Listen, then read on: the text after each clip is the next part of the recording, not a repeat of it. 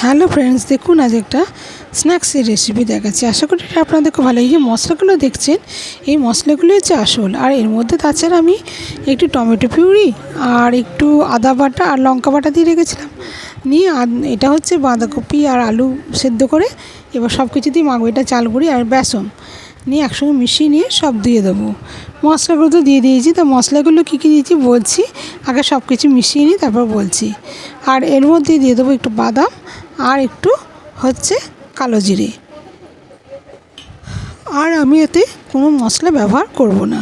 এবার এটাকে আমি ভালো করে মেখে নেব, নিয়ে বলের আকারে গড়বো। তা যাই হোক, এই মশলাগুলোর মধ্যে গরম মশলা, একটু ভাজা মশলা মানে জিরে ধনে গরম মশলা সব কিছু দিয়ে একটা ভাজা মশলা, এমনি জিরে, নুন, হলুদ, মিষ্টি, লঙ্কা এইগুলো দিয়ে আমি মশলাগুলো দিয়েছি। এটা মাখা হয়ে গেল। এবার এগুলো আমি কেটে বলের আকারে তৈরি করে নেব। নিয়ে তারপর আমি তেল বসিয়ে দিয়েছি। এবার এগুলো একটু ছোটো ছোটো করে নিয়ে ভাজবো। আর এরকম চায়ের সঙ্গে সন্ধ্যাবেলা স্ন্যাক্স তো খুব ভালোই জমে, ভালোই লাগে। এরকম 2-4টা করে খেয়ে চা খেলেই ব্যাস সন্ধ্যেবেলার হয়ে যাবে। তা দেখুন, এরকম করে সমস্ত তৈরি করে নেবো।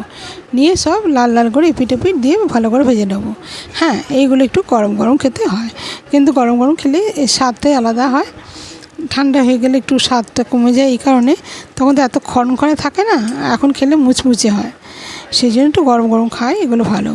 তো যাই হোক, এইভাবে সব উল্টে নেবো। নিয়ে এরমভাবে সমস্ত কিছু আমি দিয়ে এরকম লাল লাল করে সব ভেজে তুলে নেবো। নিয়ে আমি গরম গরম সন্ধ্যাবেলায় পরিবেশন করব। আর এটা আমি বিকেলবেলায় করেছি সন্ধ্যেবেলার জন্য। তা আপনাদের কেমন লাগলো রেসিপিটা? যদি ভালো লেগে থাকে আমার চ্যানেলটি সাবস্ক্রাইব করুন, পাশে থাকবেন, লাইক কমেন্ট করতে ভুলবেন না।